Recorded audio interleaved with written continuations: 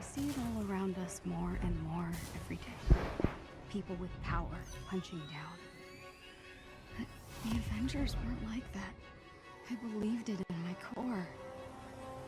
I keep thinking, this has to have happened for a reason. Maybe this is what I've been waiting for. Maybe I'm finally part of something bigger. What's going on, guys? Mangumson here, bringing you a Marvel's Avengers how-to guide on how to play Marvel's The Avengers. Now, the gear loadout system comprises of an arm piece, right, left, a chest piece, and the weapon that they tend to use.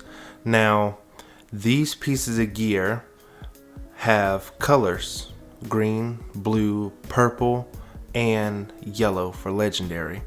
The major artifacts come in a color of orange, but I haven't seen an orange piece of gear yet. Maybe I haven't reached that pinnacle piece of power yet. But throughout the various systems of the game, just because that the piece of gear is a different color or it is less powerful than the next piece of gear, it doesn't mean that you always have to upgrade that piece of gear. If it's a good piece of gear, try to keep it in the game. Use your resources and hold the square button and boost those pieces of gear individually to keep up with your characters throughout the course of your playthrough, because the one thing that the game does give you is plentiful loot. But that doesn't mean that all loot is good. When you do come across a good piece of gear, it's best to invest a little bit into it just so it can survive the longevity of the game. The main campaign isn't that long, so you want to use your resources wisely and collect all that you can. Each individual piece can be boosted up to whatever its next boost power level is. Certain pieces of gear can be upgraded 5 times. Other pieces of gear can be upgraded 10 times. Now, you have your major artifact, which goes across all characters, and they provide a flat power boost. So whenever you boost up a major artifact, it's wise to just invest in it a little bit, because it's automatically going to add plus whatever that number is to your main character's power. The minor artifacts, however, they do come in a variety of colors as well, such as purple, green, blue, and what have you. There are some that do seem to be of the same type of crystals, right?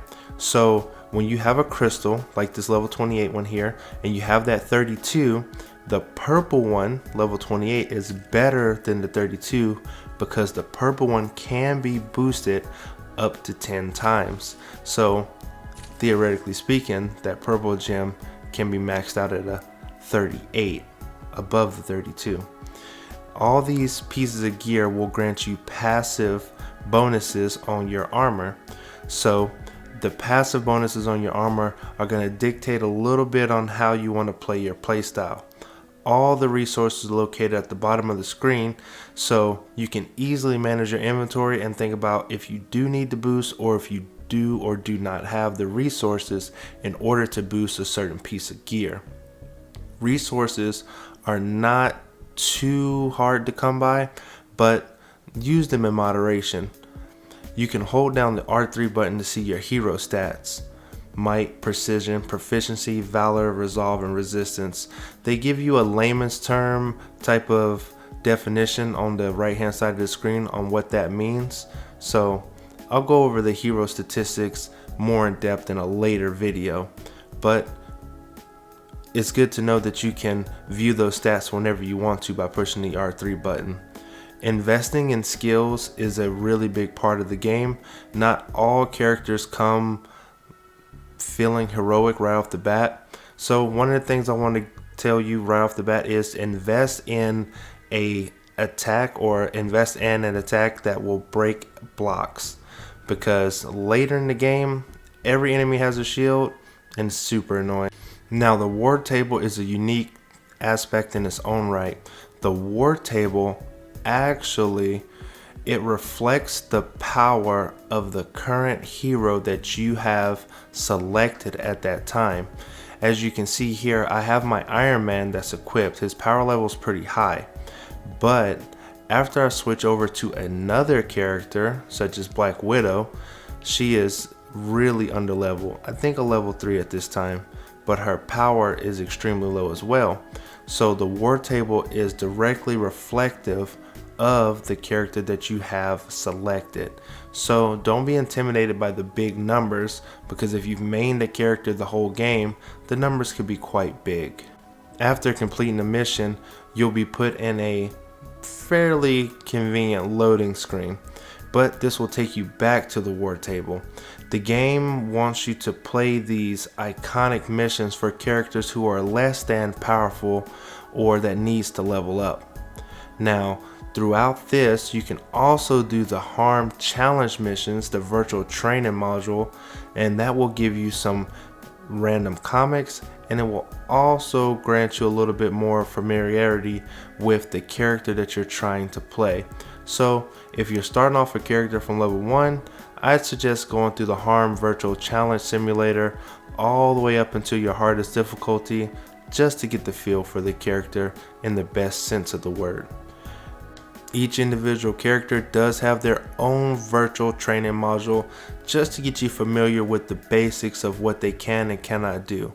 Now, this will teach you some of the ins and outs of parrying and using their intrinsic perk, but the best type of experience learned is from in the battlefield. Now, from when you get out there and you're about to start a mission, you'll be in another loading screen traveling to the destination. On the left hand side of the screen, you can see that your companions are with you. Now, the companions that are with you can be selected from the companion selection screen at the bottom of the screen before you had launched your mission. And by clicking on these various characters, by pushing the square button, you can click on them and you can click off of them. You can only request 3 characters at a time, but you can select and unselect at your leisure. You're not really locked into anything specific, so don't worry about that. On the left hand side of your screen will be your nameplate displayed. That's going to show your power and your current character level. Nameplates is Marvel's Avengers way of bragging rights. You can go into the cosmetics section in your character menu in order to change those nameplates. You can either hover over it and click the X button to click on nameplates, or push the L1 or the R2 buttons to navigate quickly to the nameplate section. Various nameplates can be unlocked through doing other hero challenge cards. Now, before you launch the mission, you can also look at the modifiers on the left hand side of the screen right above your character's nameplate. So it's best to check these out before you go inside of a mission, just in case you need to tweak your loadout for cryo, plasma, or anything of the such that could give you trouble. Now, upon completing a mission, you will be rewarded with the mission rewards that are guaranteed, but you will also see a mission summary at the right hand top corner of the screen. If you hover over what that type of mission summary is, it will give you the score criteria to see if you did less than the game expected you to. Now, upon getting out of that mission, you'll be in another war table that is located on the Quinjet. Now, this area can be a little confusing because you can rotate the map, you can check the map, and go through all the various locations. But if you ever want to go back to an outpost or go back to the Quinjet, then you can quickly just go to the helicarrier or go to the urban area and then click on the travel to outpost button, and then quickly return back to the Quinjet, just in case you needed to pick up some of the more helpful things, such as factions. There are 2 different factions in this game. There's the Shield faction, and then there's the Villain faction. The Shield faction is like the heroic faction. Pick up all these factions. They cost you nothing. So the daily assignments, pick them all up, because in my playthroughs, even after picking them up, even if I've completed them before that day, the passive of completing them is retroactive. So it's not a bad idea to pick them up. Now, the villain faction or the Inhuman faction, they want you to take out various villains in certain areas of the section. Those can tend to be quite difficult at times. So if you check your objectives, you can go ahead and hover over the various missions that you've already selected or that you have on hand, and you can see if they require any additional objectives or type of extra steps to complete in order for you to complete them. Some of them require a long, drawn out type of deal in order for you to talk to one person, not talk to another person, and so on and so forth. So it's always good to look at the mission details just in case you think you might be missing something, instead of going into a mission, beating up an enemy, and not figuring out why you didn't complete that mission objective. So this is a really good, helpful menu, and it's quite detailed from right off the get-go, even with this being a day one release. So good luck out there. Also, in the character menu screen, you can quickly hover over each individual hero, and this will give you a display of their attributes, aka their stats. Now, the hero that you have selected and the hero that you hover over are going to be compared to each other. So keep that in mind when making a quick selection. Now, there are various vendors throughout the game. You have Roy, who's a general type of vendor who can be found in either outpost, either the helicarrier or the urban outpost.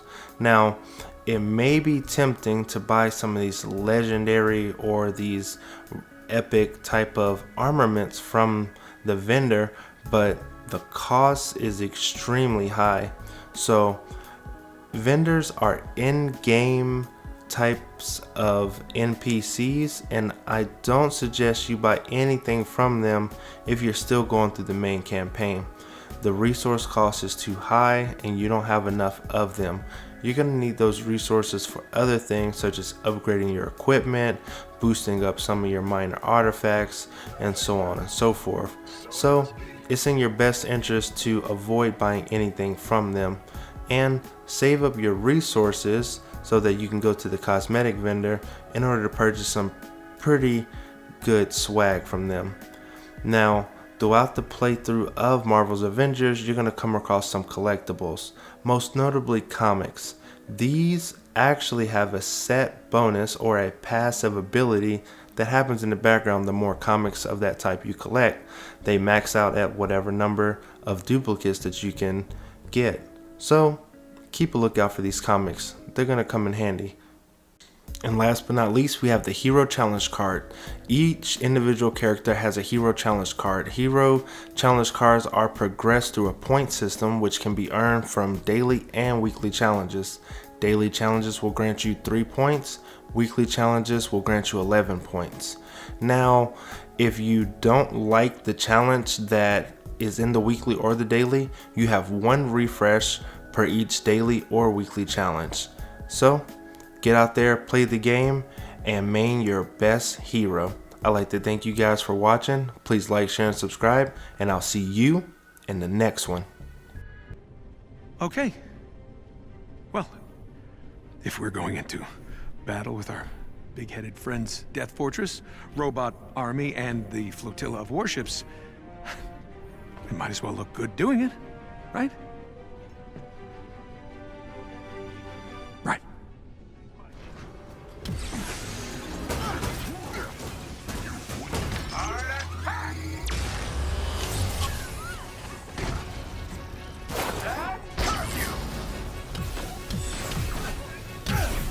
That's enough from these Vinya.